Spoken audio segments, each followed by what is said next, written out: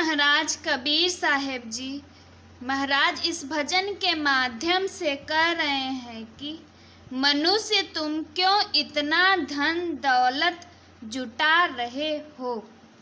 कौड़ी कौड़ी यानी रुपए 2 रुपए को जोड़कर तुम लाख और करोड़ जुटाते हो। जब उसे खर्च करने की बारी आती है तो कंजूसी करने लगे। हाथी घोड़ा और सेना ले आए और जब दान करने की बारी आई तो जैसे लगता है कि हाथ और पैर टूट गए हों।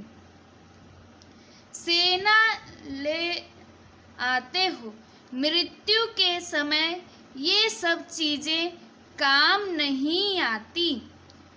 अंत समय में यानी मृत्यु के समय लोग मृत्यु होने पर बांस की लकड़ी के बनाए हुए मचान पर ही लोग ले जाते हैं। जुटाई हुई चीज़ें अंत समय में काम नहीं आते हैं। अंत समय अकेला ही जाना पड़ता है। यहाँ तक कि शमशान घाट पर जाने के बाद मृत शरीर का कपड़ा भी छोड़ लेते हैं। भाई और पुत्र सभी मुख मोड़ लेते हैं और ऐसे जला देते हैं जैसे होरहा जला रहे हों। जब तक जिंदा थे तो दान देने में भी बहुत दुख लगता था। इतना कंजूसी कि दान देने में जैसे हाथ पैर टूट गया हो। ऐसे मनुष्य अपने लिए नरक की तैयारी करता है।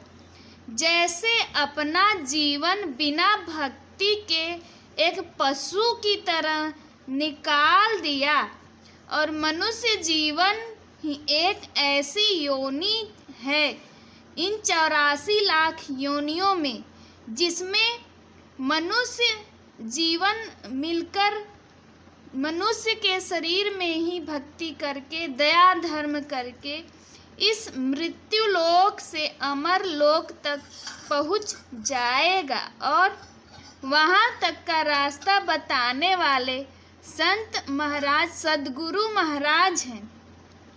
और कोई जगत के गुरु में पावर नहीं है कि वहाँ तक पहुँचा सके।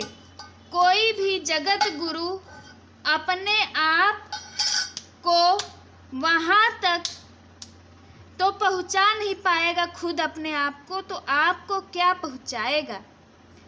और कोई संत सद्गुरु ही की संगति से ही उन्हीं के ज्ञान से ही वहाँ तक पहुँचा जा सकता है। नर तुम काहे को माया जोरी, काहे को माया जोरी। कौड़ी कौड़ी माया जोरी, किन्हे लक्ष्य करोरी, किन्हे लक्ष्य करोरी।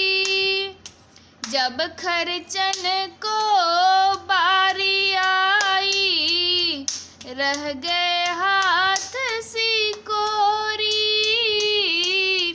रह गयो हाथ सिकोरी।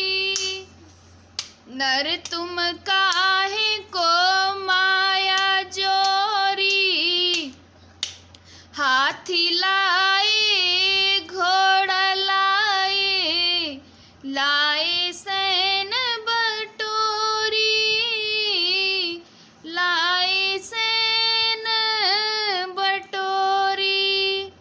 अंत समय कुछ काम न आवे, चढ़े काठ की घोड़ी,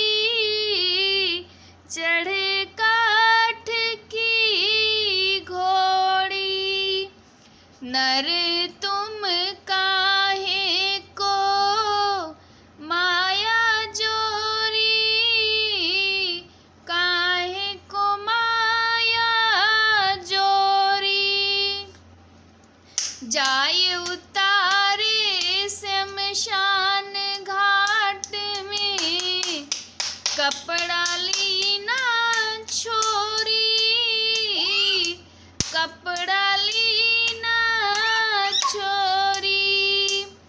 भ्राता पुत्र विमुख होय बैठी, फूक दीन जस होरी, फूक दीन जस होरी। नर तुम काहे को माया जोरी, देते दानव भयो दुख भारी, हाथ पाँव जस तोरी, हाथ पाँव जस तोरी। कहे कबीर सुनो भाई साधो, कहे कबीर सुनो भाई साधो, डारी नरक माँ चोली, डारी नरक माँ चोली।